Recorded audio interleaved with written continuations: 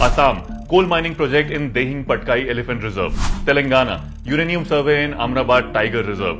Maharashtra, request to reduce 15% area from eco-sensitive Western Ghats. Karnataka, permission to drill boreholes in Sharavati Sanctuary.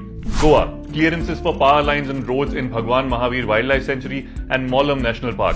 Gujarat, limestone mining in the eco-sensitive zone of Gir National Park. और कितने ही ऐसे forest और wild life clearances हैं that have been cleared और discussed over virtual meetings during the lockdown in the name of development. और अभी ये हालत बद से बदतर होने वाली है। पिछले कुछ दिनों से EIA ड्राफ्ट 2020 को लेकर इतना बवाल मचा हुआ था, रिमेंबर? फिलहाल ड्यू टू प्रोटेस्ट 30 जून से इसकी अप्रूवल डेडलाइन 3 महीने एक्सटेंड कर दी गई है। लेकिन साथ ही इन्वायरमेंटल एडवोकेसी की ये 3 वेबसाइट जो इस नए EIA ड्राफ्ट के अगेंस्ट प्रोटेस्ट कर रही थी, उनको पिछले कुछ दिनों से ब्लॉक कर दिया गया था विदाउट एनी क्लैरिफिकेशन। बट ये EIA नोटिफिकेशन है क्या exactly and why do we still need to care about it? थोड़ा शुरू से शुरू करते हैं। 1984 की इनफेमस भोपाल गैस ट्रेजेडी, जिसके बाद इंडिया 1986 में लेकर आया एनवायरमेंटल प्रोटेक्शन एक्ट, जिसके तहत 1994 में first environment impact assessment norms और EIA नॉर्म्स तय किए गए। These norms provide a list of projects जिनको शुरू करने से पहले an environmental clearance is mandatory. Environment impact assessment basically एक प्रपोज प्रोजेक्ट का एनवायरमेंट पर क्या इंपैक्ट होगा उसका असेसमेंट है, जो कि एक एक्सपर्ट अप्रेजल कमेटी करती है that constitutes of scientist and project management experts. ये एक रिपोर्ट तैयार करते हैं जिसे पब्लिक कंसल्टेशन के लिए पब्लिश किया जाता है, खास करके उन लोगों के ऑब्जेक्शंस एड्रेस करने के लिए जिन पर एक पर्टिकुलर प्रोजेक्ट के आने से डायरेक्टली इंपैक्ट होगा। जिसके बाद ये committee final report ministry of environment and forest को भेजती है with recommendations on whether to give an environmental clearance to a project और not, and if yes then with what conditions. 1994 के EIA नोटिफिकेशन को मॉडिफाई किया गया 2006 में, और अब 2006 के EIA नोटिफिकेशन को 2020 के ड्राफ्ट से रिप्लेस करने की बात चल रही है। Considering all that has been happening lately due to climate change, like extreme weather conditions, floods, droughts, landslides, cyclones और अभी locust attacks, ऐसे में जब 2006 के EIA नोटिफिकेशन को 2020 में रिवाइज कर रहे हैं तो उसे और स्ट्रॉन्ग और टाइट ही बना रहे होंगे ना, to safeguard our environment. Common sense की बात है।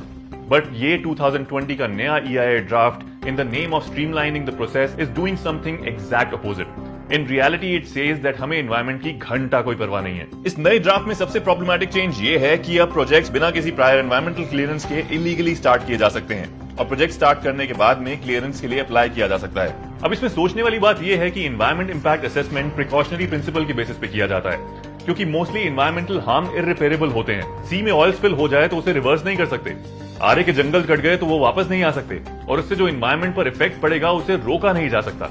तो इसीलिए कोई भी प्रोजेक्ट स्टार्ट करने से पहले before investment, jobs and infrastructure are put in line, precautionary basis पर उसकी एक अनबायस्ड असेसमेंट करी जाती है।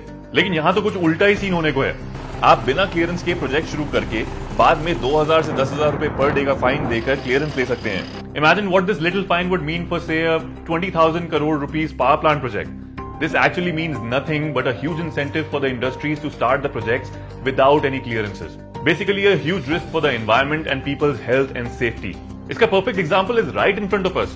अभी कुछ दिन पहले ही मई में विशाखापट्टनम के LG Polymers प्लांट में गैस लीकेज से 12 लोगों की मौत हो गई and hundreds were harmed. जांच में पता लगा कि LG Polymers had been operating without the mandatory environmental clearances for quite some time. फिर अभी Baghjan gas leak in Assam, which is just a few kilometers away from one of the most biodiverse places, the Dibru-Saikhowa National Park. The fire also led to displacement of some 1,600 families. Apparently, recent processes for expansion and modification over here took place without fresh environmental clearance. You know, अभी तक ऐसे कोई environmental law के violation को कोई भी report कर सकता है, लेकिन अभी according to this new draft, that power will also be taken away. इसके आने के बाद कोई भी वायलेशन गवर्नमेंट रिप्रेजेंटेटिव या तो खुद रिपोर्ट करेंगे या फिर जिसने रूल वायलेट किया है उसको खुद आके बताना होगा। मतलब कि अगर मैंने इलीगल माइनिंग करी है तो मैं जाके बोलूंगा कि सर प्लीज मेरी रिपोर्ट लिख लीजिए। The next big problem in this new EIA draft is that इसमें एक लंबी लिस्ट ऐसे प्रोजेक्ट्स की बनाई गई है जिनको कोई प्रायर एनवायरमेंटल क्लियरेंस चाहिए ही नहीं होगा। All the inland waterways and national highway projects are part of this list that include roads that cut through forests and major rivers. साथ ही कंस्ट्रक्शन प्रोजेक्ट्स में भी एग्जाम्पशंस दिए गए हैं, जहां पहले 20,000 स्क्वायर मीटर या उससे ज्यादा के एरिया में कंस्ट्रक्शन के लिए you required an environment clearance, अभी ये लिमिट बढ़ाकर 1.5 लाख स्क्वायर मीटर कर दी गई है। इस सब के अलावा एक नई कैटेगरी ऑफ प्रोजेक्ट भी बनाई गई है, projects involving other strategic considerations. Basically ऐसा कोई भी प्रोजेक्ट जो गवर्नमेंट को स्ट्रेटेजिक इंपॉर्टेंस का लगे, और इस EIA ड्राफ्ट के अकॉर्डिंग ऐसे किसी भी स्ट्रेटेजिक प्रोजेक्ट की कोई भी इंफॉर्मेशन किसी पब्लिक डोमेन पर नहीं डाली जाएगी, जनता से कोई कंसल्टेशन नहीं। वैसे जिन प्रोजेक्ट्स के अप्रूवल से पहले पब्लिक हियरिंग मैंडेटरी है, इस नए EIA ड्राफ्ट में उसका भी टाइम कम कर दिया है। Existing law में the EIA report is made available to Janata 30 days in advance before the public hearing. अभी इस टाइम पीरियड को 20 दिन कर दिया गया है। मतलब ऐसे प्रोजेक्ट्स जैसे पावर प्लांट, माइंस वगैरह वगैरह जो 20-30 साल तक ऑपरेशनल रहते हैं, जिनकी कंस्ट्रक्शन में 5-6 साल तो लग ही जाते हैं, उसकी EIA रिपोर्ट जो कि नॉर्मली हजारों पेज का डॉक्यूमेंट होता है, उसकी पब्लिक हियरिंग के 30 दिन के टाइम पीरियड से भी 10 दिन कम करने का आइडिया आया किसको होगा? ओह, एक्सपेडिशन ऑफ प्रोसेस। ऑल्सो ये जो पब्लिक हियरिंग की बात हो रही है, अब तक as per the law is suppose to be held at a particular physical space, जहां उस एरिया का district collector chairs the hearing. ये नए ड्राफ्ट में प्रोविजन है कि public hearings can now also be conducted in any other mode. For example, अभी महाराष्ट्र में जूम कॉल पर पब्लिक हियरिंग्स हुई हैं। डिजिटल इंडिया हो गया भाई। But what do you think, कितने आदिवासी लोग जूम कॉल पर आकर अपने कंसर्न्स बता सकेंगे? अरे आदिवासी छोड़िए, जनरल पब्लिक में ही कितने लोग पार्टिसिपेट करेंगे? तो सारी बात की एक बात यह कि बॉस, इस नए EIA ड्राफ्ट को तो अप्रूव होने नहीं दिया जा सकता। ऑलरेडी इतनी ज्यादा बाट लग रखी है। Climate change, floods, water shortage, natural calamities और ये कोरोना जिसने पूरी दुनिया की ही मार रखी है। एक्सपर्ट्स के हिसाब से हम जितना नेचर को बर्बाद करेंगे, आने वाले टाइम में ऐसे पैंडेमिक्स के चांसेस और बढ़ने वाले हैं। ईज ऑफ डूइंग बिजनेस और डेवलपमेंट के नाम पर we can't keep destroying our protected areas. We can't really afford any of this. Mind you, even if it doesn't affect many of us personally right now, we are all in this together.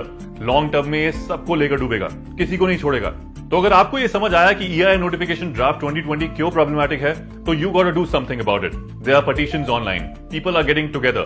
Look for these resources and act right now. And please share this video with as many people as possible to tell everyone why we need to care about this.